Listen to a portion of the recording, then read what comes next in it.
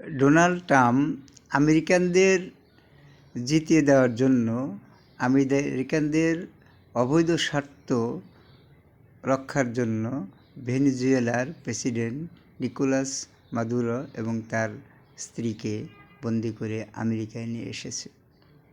এটার পিছনে যে বিষয়গুলি কাজ করেছে সে বিষয়টি হলো ভেনেজুয়েলাতে না ছিল গণতন্ত্র এবং সেখানকার কিছু লোক গণতান্ত্রিক পদ্ধতিতে দেশপ্রেম পরিহার করে তারা বিদেশি সরকারের সাথে বিদেশি শক্তিশালী দেশের সাথে সংযোগ রক্ষা করে চলছিল, যার ফলে একদিকে যেরকম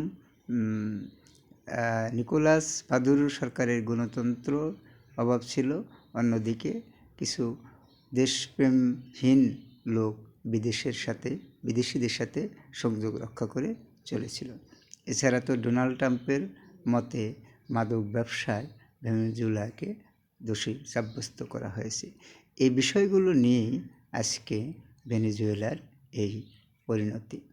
ভেনেজুয়েলার পরিণতির ক্ষেত্রে ডোনাল্ড ট্রাম্পের আগ্রাসন স্পষ্ট হয়েছে, কিন্তু ভেনেজুয়েলার যে অভ্যন্তরীণ যে গোলযোগ সেটা আজকে তাদেরকে এই পরিণতি গ্রহণ করতে হলো।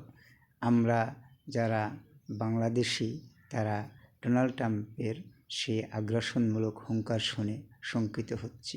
সে গ্রিনল্যান্ড সহ বিশ্বের অনেক দেশে আক্রমণ করার একটা পায়তারা চলছে। ইতিমধ্যে ভারতের মতো শক্তিশালী দেশকেও সে আগ্রাসনমূলক কথা বলে যাচ্ছে, মোদিকেও হুমকি দিয়ে যাচ্ছে। আমরা সেখান থেকে বেরিয়ে আসার জন্য বাংলাদেশ কিভাবে আমরা সেই আগ্রাসন থেকে মুক্তি পাব সেই চিন্তাই আমাদের করতে হবে।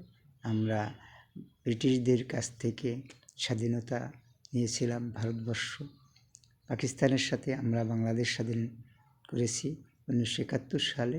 71 সালের পরেও আমাদের অনেক দ্বন্দ্ব, অনেক বিরোধ আমাদের নিজেদের মধ্যে রয়ে গেছে, কিন্তু আমাদের দেশপ্রেম আমরা সকল দেশের সাথেই, পৃথিবীর সকল দেশের সাথে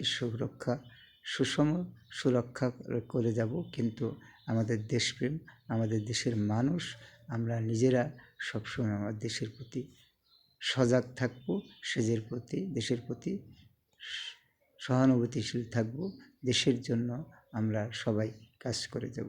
তাই বলে আমরা নিজেরা বিরোধ করে অন্য শক্তিকে নিয়ে এই দেশ পরিচালনার সুযোগ দিতে পারি না।